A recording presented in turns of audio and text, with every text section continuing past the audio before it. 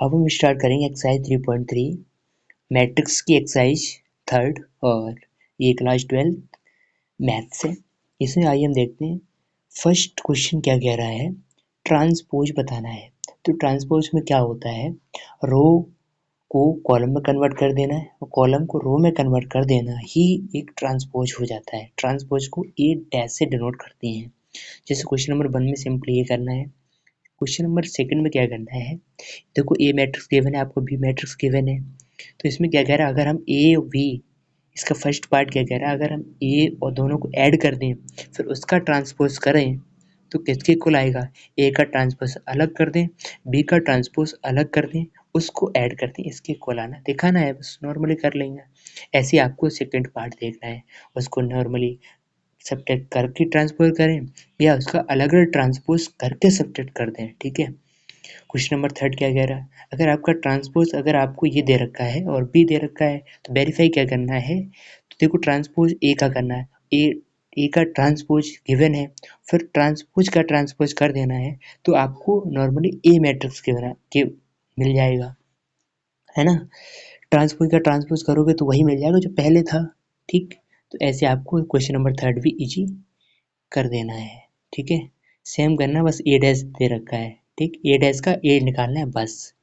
और question number 4 में भी यही करना है, ए डैश गिवन है तो यहाँ से आपको नॉर्मली ए निकाल देना है, यानी ए डैश का भी ट्रांसपोज कर देना, ए डैश फिर डैश मिल जाएगा ए, फिर ए प्लस 2 भी कर देना है, उसका ट्रांसपोज निकाल देना है। क्वेश्चन नंबर 4 क्या कह रहा है, देखो ए बी मैट्रिक्स गिवन है, इसमें भी अगर हम ए बी का मल्टीप्लाई कर दें उसका ट्रांसपोज कर दें या बी का ट्रांसपोज अलग करें, ए का ट्रांसपोज अलग करें, फिर उसका मुझे क्या कर देना है, इक्वल कर देना, उसका इक्वल करोगे तो ए वी का ट्रांसपोज बी डैश और ए डैश का ट्रांसपोज का मल्टीप्लाई करने पर मिल जाएगा आपको। ये प्रूफ करना है फर्स्ट और सेकंड पार्ट में। अब आइए क्वेश्चन नंबर 6 की बात करेंगे। क्वेश्चन नंबर 6 में भी यही कह रहा है, फर्स्ट पार्ट देखते हैं। देखिए मैट्रिक्स ए आपको गिवन है तो ए उसका ट्रांसपोज कर देना है और ट्रांसपोज कर दिया फिर उसका मल्टीप्लाई आपको ए गिवन मैट्रिक्स ए के साथ कर देना है और करने के बाद ए डैश और ए आपका एक आइडेंटिटी मैट्रिक्स बन जाएगा, यही प्रूफ करना है क्वेश्चन नंबर फर्स्ट में, क्वेश्चन नंबर सेकेंड में। ठीक है, क्वेश्चन नंबर 7 में क्या करना है, इसमें दिखाना है सिमेट्रिक मैट्रिक्स है तो इसमें कैसे दिखाओगे, ए का ट्रांसपोज कर देना है, अगर वो ए और उसका ट्रांसपोज करने पर ए डैश के एलिमेंट दोनों ही सिमेट्रिक आ रहे हैं तो वो सिमेट्रिक मैट्रिक्स है। और अगर क्वेश्चन नंबर 7 का सेकंड पार्ट, अगर आपका मैट्रिक्स करने पर भी अगर नेगेटिव का आ रहा है, negative of matrix A that means minus A dash, तो वो स्क्यू मैट्रिक्स आ जाएगा। ठीक है।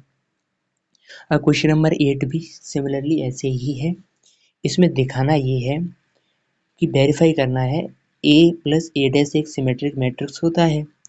तो कुछ नहीं करना है, ए निकाल देना, उसका ए डैश निकालना है, उसको एक प्लस कर देना है तो एक सिमेट्रिक मैट्रिक्स आ जाएगा, है ना।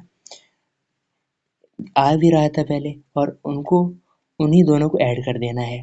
जैसे ए स्क्यू मैट्रिक्स में ए आता था उसका माइनस ए डैश आता था तो उसको स्क्यू मैट्रिक्स बोल देते थे, तो ए प्लस ब्रैकेट में ए माइनस डैश, तो यहाँ से एक आपको स्क्यू मैट्रिक्स मिल जाएगा। ठीक है। क्वेश्चन नंबर 9 क्या कह रहा है, find A plus B 1/2 A symmetric matrix 1/2 skew matrix matrix.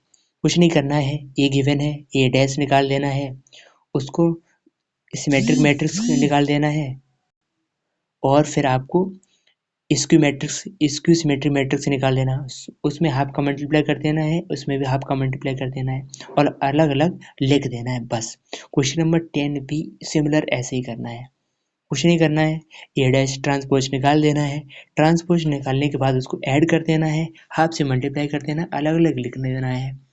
ठीक है, और उसका माइनस कर देना है, ऐसे आपको अलग अलग लिखना है बस कि 1/2 ए प्लस ए डैश की वैल्यू कितनी आ रही है, 1/2 ए माइनस ए डैश की वैल्यू कितनी आ रही है, बस अलग अलग लिख देना है और उसको बाद में ऐड कर देना है। इसी को कहते हैं हम एक एक्सप्रेस करना in the term of symmetric और स्क्यू सिमेट्रिक में। ठीक है। क्वेश्चन नंबर 11 की बात करते हैं। क्वेश्चन नंबर 11 में क्या कह रहा है, अगर ए बी हमारी symmetric matrix of same order है तो ए बी माइनस बी ए करेंगे तो क्या आता है, एक जीरो मैट्रिक्स आता है, करके देख लेना। ए बी कर देना है और फिर बी ए कर देना है तो आपको जीरो मैट्रिक्स आएगी, ठीक है।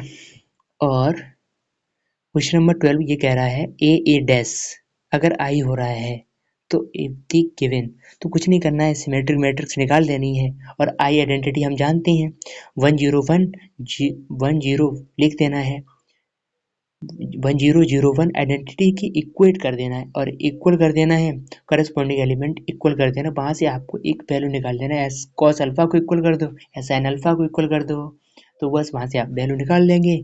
ऐसे आपको क्वेश्चन नंबर 12 भी हो जाएगा खत्म। तो ये होती है हमारी एक्सरसाइज 3.3 खत्म। That's it. Thank you everyone.